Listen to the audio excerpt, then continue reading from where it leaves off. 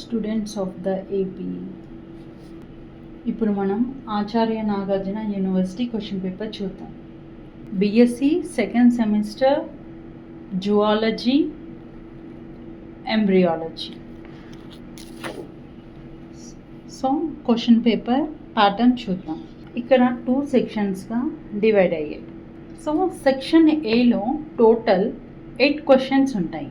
ఇందులో ఓన్లీ 5 మాత్రమే రాయాలి. So each question 4 marks.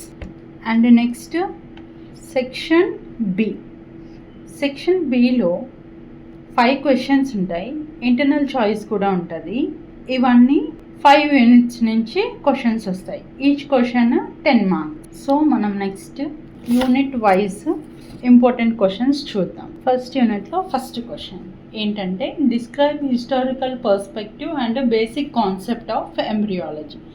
So దీనికి ఆన్సర్ ఎలా రాయాలంటే first what is embryology, embryology definition రాయాలి. సో నెక్స్ట్ హిస్టరీ, దాని తర్వాత బేసిక్ కాన్సెప్ట్ ఆఫ్ ఎంబ్రియాలజీ గురించి రాయాలి. సో నెక్స్ట్ క్వశ్చన్ ఏంటంటే write and essay on differential gene expression. So ఈ క్వశ్చన్ ఎలా రాయాలి అని అంటే ఫస్ట్ డిఫరెన్షియల్ జీన్ ఎక్స్ప్రెషన్ అంటే ఏంటి ఇంట్రడక్షన్ రాయండి. దెన్ తర్వాత experimental evidences of differential gene expression. Next mechanism రాయండి. సో ఈ క్వశ్చన్ ఇలా. అండ్ థర్డ్ క్వశ్చన్ వచ్చేసి discuss the importance of differential gene expression in development. So ఇది direct question. So first differential gene expression అంటే intro రాయండి, దాని direct importance రాయండి. ఈ క్వశ్చన్స్ ఈ టాపిక్స్ అన్నీ కవర్ చేస్తే, ఇక్కడ ఇచ్చిన క్వశ్చన్ టాపిక్స్ అన్నీ కవర్ చేస్తే సో మనం గ్రూప్ ఏ కూడా కవర్ చేయొచ్చు. సో నెక్స్ట్ యూనిట్ 2లో ఏంటంటే first question with neat labelled flow chart explain spermatogenesis. So ఇక్కడ ఏంటంటే సో ఫస్ట్ స్పోమాటోజెనెసిస్ డెఫినేషన్ రాయండి. నెక్స్ట్ ఫేసెస్ రాయండి, ఫేసెస్ ఆఫ్ స్పోమాటోజెనెసిస్. సో ఇక్కడ ఈ ఫేసెస్ అనేది మనము ఒక సీక్వెన్స్లో రాయాలి, ఓకేనా? అండ్ దాన్ని ఫ్లో చార్ట్ కూడా వేయాలి. సో నెక్స్ట్ క్వశ్చన్ వచ్చేసి మెకానిజం ఆఫ్ ఫర్టిలైజేషన్. ఈ క్వశ్చన్కి ఆన్సర్ ఎలా రాయాలి అని అంటే ఫస్ట్ ఫర్టిలైజేషన్ డెఫినేషన్ రాయండి, తర్వాత మెకానిజం స్టార్ట్ చేయండి. సో ఈ మెకానిజంని ఫ్లో చార్ట్ వేయండి. Next question describe the different types of eggs with example. So ఈ క్వశ్చన్ని first egg definition, then types. So types రాసి ఎగ్జాంపుల్స్ విత్ డయాగ్రామ్ కూడా వేయండి. Next question give an account on development of frog up to gastrulation. So development of frog up to gastrulation. So ఇక్కడ ఏం చేస్తారు అని అంటే ఫస్ట్ ఎంబ్రియో డెఫినేషన్ రాయండి, then embryonic developments in ఫ్రాగ్లో రాయాలి. నెక్స్ట్ ప్రాసెస్ స్టార్ట్ చేయండి, ఫర్టిలైజేషన్, క్లీవేజ్ అప్ టు గ్యాస్ట్యులేషన్ వరకు రాయండి. దీనికి కూడా ఫ్లో చార్ట్ వేయండి. ఈ క్వశ్చన్స్లో ఉండే టాపిక్స్ అన్నీ కవర్ చేస్తే గ్రూప్ ఏని కూడా కవర్ చేయొచ్చు. So next unit 3 first question explain briefly about extra embryonic membrane. So ఇక్కడ first embryo definition, then structure, then diagram కూడా వేయాలి అండ్ సిగ్నిఫికెన్స్ రాయండి. So next question structure and different types of placenta. ఈ క్వశ్చన్కి answer ఎలా రాయాలంటే first placenta definition రాయండి. So next structure, next types. So next question ఏంటంటే explain in detail the structure and function of amnion, chorion, yolk sac and allantois with suitable diagrams. So ఈ question ఎలా రాయాలంటే first same as embryo definition, structure and next functions.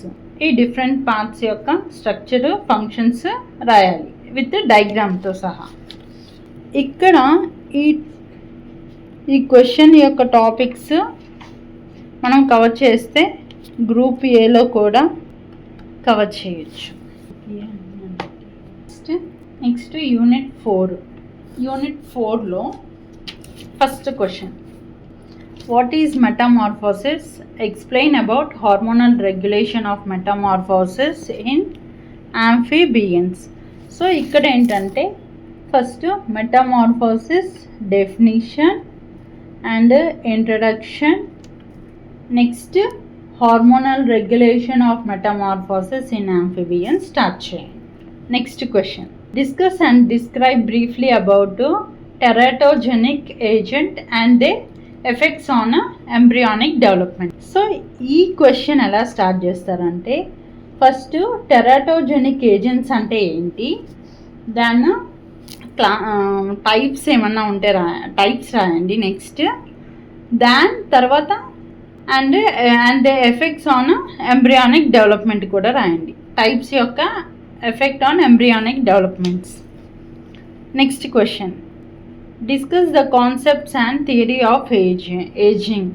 So ఇందులో ఏంటంటే first ageing definition రాయండి, concept, తర్వాత theories. So next question, what is regeneration? Explain different modes of regeneration in animals. So first regeneration definition, next different modes of regeneration.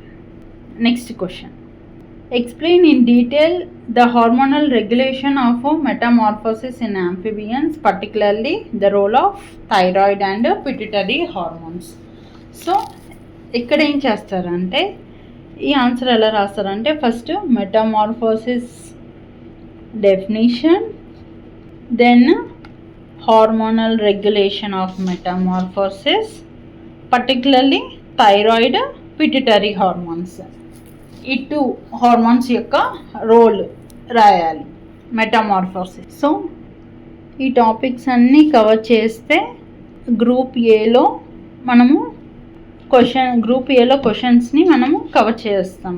So next unit 5.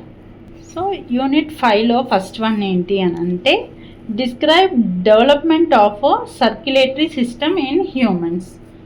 So ఇక్కడ first circulatory system అంటే ఏంటో introduction రాస్తాము, then next development process రాయాలి, circulatory system యొక్క development process. And next question, essay on organogenesis of skin. So ఈ క్వశ్చన్కి answer ఎలా రాయాలి అంటే ఆర్గానోజెనెసిస్ డెఫినేషన్ రాసి, తర్వాత స్కిన్ యొక్క ఆరిజిన్ రాసి, ఆ తర్వాత స్టేజెస్ ఆఫ్ ఎపిడర్మల్ డెవలప్మెంట్ రాయాలి, దాని తర్వాత ఫార్మేషన్ ఆఫ్ స్కిన్ అపెండేజెస్ రాయాలి. సో నెక్స్ట్ క్వశ్చన్ ఏంటంటే embryonic induction and describe Spemann and Mangold experiment. ఇక్కడ ఫస్ట్ స్టార్టింగ్ దీనికి ఆన్సర్ ఎలా రాయాలంటే ఫస్ట్ ఎంబ్రియానిక్ ఇండక్షన్ అంటే ఏంటో ఫస్ట్ డెఫినేషన్ రాయాలి, తర్వాత introduction about that, next mechanism, తర్వాత Spemann and Mangold experiment start చేయాలి. So next question, give a comparative account of gastrulation in frog, chick and mammal. So ఈ question ఏంటంటే ఎలా రాయాలంటే గ్యాస్ట్రులేషన్ ప్రాసెస్ని ఫ్రాగ్, చిక్, మ్యామల్స్లో ఎలా జరిగిద్దో రాయాలి విత్ ఏ ఫార్మాట్లో అంటే టేబుల్ ఫార్మాట్. ఈ క్వశ్చన్స్ యొక్క టాపిక్స్ మనం కవర్ చేసినట్లయితే గ్రూప్ ఏలో క్వశ్చన్స్ కూడా కవర్ చేయొచ్చు.